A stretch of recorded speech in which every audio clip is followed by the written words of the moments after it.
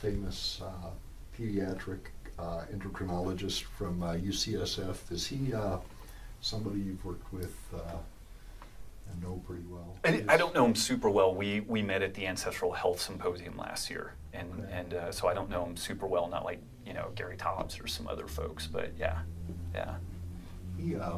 We think he does a beautiful job with his video that's gone viral on YouTube, The Bitter Truth. Mm-hmm.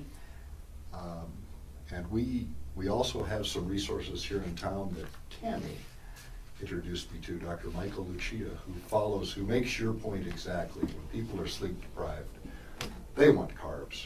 And I was interested to see just recently a small study out of Mayo. Sleep deprived people eat extra calories, and most of it's carbs. Mm-hmm. I think that's your point exactly. Yeah, and there was a CBS News piece that Dr. Lustig was in from the Ancestral Health Symposium from last year, and it was a great little snippet, but he said a paleo diet would reverse type 2 diabetes in less than 2 weeks. And we've known that for a long time. We have some blood work that kind of is compelling that way, but we haven't had anybody that was a completely top of the food chain researcher, academic, that was really plugged into the higher levels of the system that's come out and said that. So that was a pretty good feather in our cap for everybody pushing this kind of lower carb, more evolutionary biology oriented approach to this stuff. And it's pretty clear. I equate insulin resistance or type 2 diabetes to me is indistinguishable from a scenario of like sunburn. You have an environmental insult, which, in the case of the type 2 diabetes, too much carbohydrate. In the situation of a sunburn, you're getting too much, UV radiation. You've got genetic variability on that. Different people can tolerate various amounts of these insults, and you need to dial the exposure down to a level in which you're not causing pathology in people.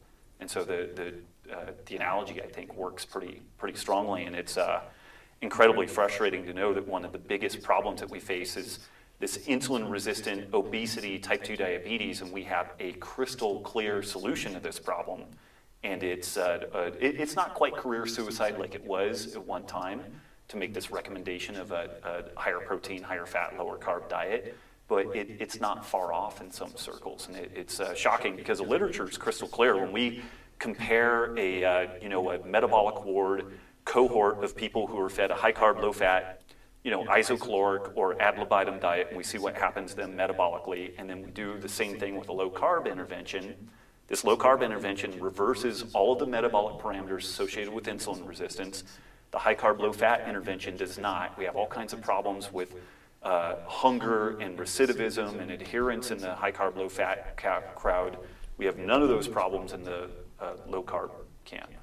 And the literature is clear on this, and it's not like we need to do more of it. We've done quite a bit, and under a gold standard metabolic ward crossover, really gold standard type stuff. And you just showed me a piece in JAMA where they were talking about, I think it's over here, where I think obesity is an overconsumption of calories. We don't know why that is. It's hard to get people to not overeat. Woe is me, what are we going to do? And it's clear, it's so clear that this person has not read any of the low-carb literature at all. I think Robb is going to get along fabulously with Dr. Peter Attia, whose blog, The War on Insulin, makes exactly that point. You and Peter are going to be close friends. Robb, could you just touch on calories not being the same? And Sure, yeah, and this is one of the fun ones that comes out of academia is, we focus on calories as the driver. And I mean, at the end of the day, obviously, like thermodynamics do come in, and like if you want to lose some weight, you do need to eat fewer calories and stuff like that. But then there's this reality that carbohydrates have a completely different effect on the brain than protein or fat does. Protein and fat are very satiating. They release cholecystokinin, they release peptide YY, all of these signals that basically tell the brain, I'm full, I'm good. Whereas carbohydrate particularly in the insulin-resistant individual, it does quite the opposite. It will actually dysregulate the normal neuroregulation of appetite. And so you have individuals that have a year of stored calories on their body. If the neuroregulation of appetite was working, how could they possibly be hungry? But yet they are hungry every day, every moment, all the time, and continue to eat themselves into oblivion. And so there's obviously some broken machinery there, and it's very clear in the literature that protein and fat are very satiating. It's quite difficult to overeat on protein and fat. I've had some clients that can do it, and the interesting thing is that these individuals, one guy that I'm thinking of in particular, 5'9", over 400 pounds when we started working with him, and he had so effectively over the course of years managed to eat beyond what his satiety mechanisms were sending to him. We don't have people weigh and measure their food. We just kind of give them some broad brush strokes. And this guy was not really losing weight. And I was kind of like, okay, well, start journaling what you're eating. And I saw he had an afternoon snack and it said almonds. And I was like, how many almonds are you eating? And he said, the Costco container of almonds? It's 3,500 calories in a sitting that this guy was eating. And he was still losing weight, but it just wasn't as fast as what we would have expected it to be. And so over the course of time, we actually got the guy down around 225 eventually.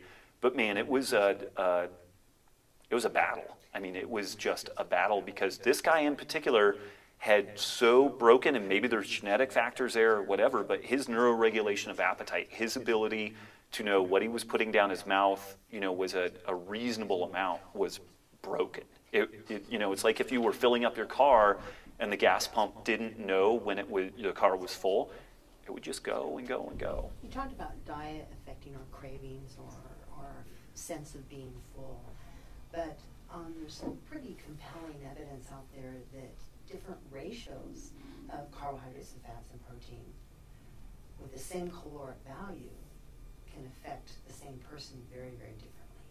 And the person that had a 70 to 80% carbohydrate intake actually was gaining weight on that 2,000 calories. Right. And then when you switch them and put them on a higher protein fat diet and lower carbohydrate diet, even though the caloric intake is the same, they lost weight. Talk to me about that. You're really good lead on that. Protein has this thermic effect. And so when it goes through the metabolic machinery, even though we say a gram of protein is 4 calories, a gram of carbs is 4 calories, a gram of fat is 4 calories, when it actually burns through the metabolic machinery, protein has this high thermic effect. It makes us radiate more heat. And so when we're trying to think about our bodies as a bomb calorimeter, it doesn't really work quite the same way. So if we divvy up this 2,000 calories of protein, carbs, fat in different ratios, there's a not insignificant difference if you're eating a lot more protein versus less protein. Like even if you dig around in some of the bodybuilding websites, if you eat a high protein diet relative to a moderate protein diet, they will recommend more calories overall because they know that protein has a high thermic effect. Your body just burns more calories that just turns into waste heat out in the environment. So it doesn't register the same way. It's not just throwing logs on a fire. These things flow through different metabolic pathways and turn different genes on and off, release different hormones, and they register very, very differently. Yeah. What about someone who has IR, insulin resistance, and the enzyme is affected by carbohydrates and the ability to store more calories as fat? Do you think that that's a factor with a high carbohydrate diet? If you're already insulin resistant, then that tendency of just having elevated insulin levels is kind of there. And so you definitely have a tendency to kind of shuttle or partition nutrients into fat. And then there's another flip side of that. When we are insulin resistant, we were talking a little bit about blood glucose swings. If you're insulin resistant, if you dip into a low blood sugar stage, which you will do unless you're constantly eating, then you're going to release cortisol.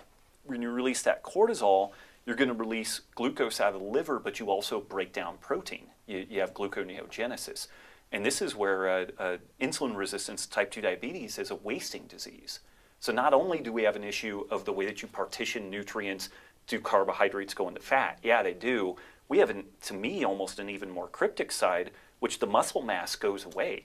Insulin resistance is a wasting disease. And when the wheels really fall off the wagon, that's when that gets very, very severe. And this is bad on a lot of levels, but one of them is just that where do we want to store carbohydrate when we do have carbohydrate circling? In muscles.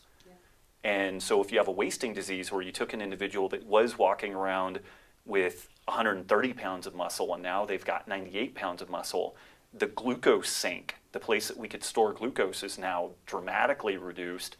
The GLUT4 transporters in the muscles are not working properly, so you have fewer places to put it, it's harder to get it in, and then we've primed the pump on the adipose side to stick it into fat. Yeah. And if it happens to be highly, highly refined carbohydrates, then we tend to just pump it right out of the hepatic portal vein. It dumps into the omentum. The omentum just gobbles that stuff up, and that's like the most metabolically nasty fat to carry in the body. It's the most pro-inflammatory. It's loaded with macrophages and all of those innate immune cells, which is where we start getting the immune side of this thing rolling in with the metabolic derangement. You start growing that fat mass, and the immune cells go bananas. And there's I won't go down that path, but there's a lot of stuff that seems to indicate this is very a holdover of long-term adaptation to parasitic infections.